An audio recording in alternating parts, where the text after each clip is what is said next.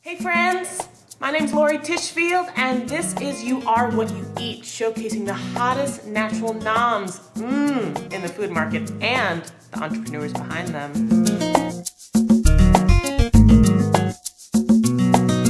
All right, today we have the co-founder of Umami Food Company, the origin of Yum, and the OG of Yum himself, Karsten Chen.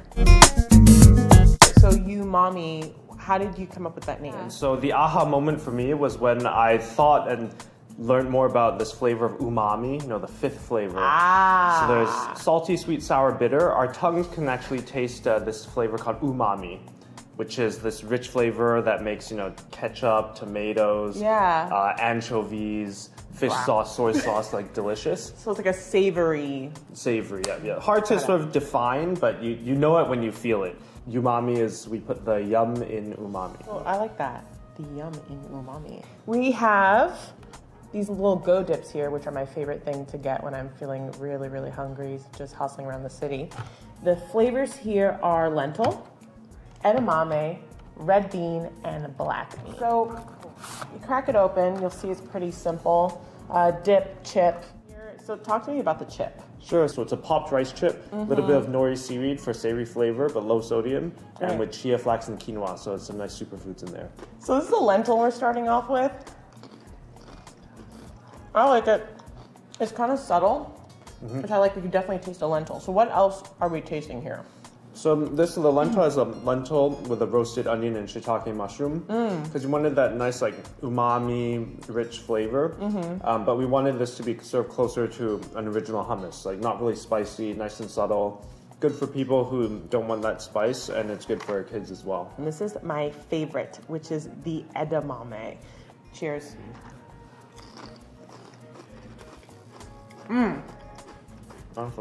Wasabi, right? So our edamame has edamame, green pea for a little bit of sweetness. Our snacks have no added sugar, so all the sugar just comes from natural ingredients. And then we put in just a touch of wasabi in there. Not so much for the spice, but for that, nice grassy tone.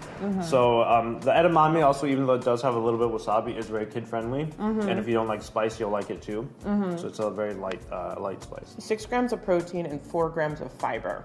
So if anything, I know some people are really intimidated by I'm not gonna be full by this. This fiber goes a long way. So tell me about this one right here. So Azuki red beans are super nutritious, high protein, high fiber Japanese red beans. They're usually used in desserts, but here we have a savory preparation. We are working with the only Azuki bean grower in the US, and we are his only US customer.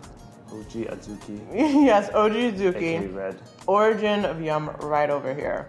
Are these different flavors that you would have growing up in your home? Is there a family tie to that? So talk to me about that. Sure. So I'm originally from Hong Kong. My co-founder Lawrence is from Singapore. Nice. So we wanted to bring sort of authentic, cool Asian flavors and bring them to the US, not in a sort of an ethnic way, but bring them into snacking and Asian flavors are mainstream flavors. So tell me, how has it been received so far? I think black bean is probably the most familiar. I've had black beans in my family growing up.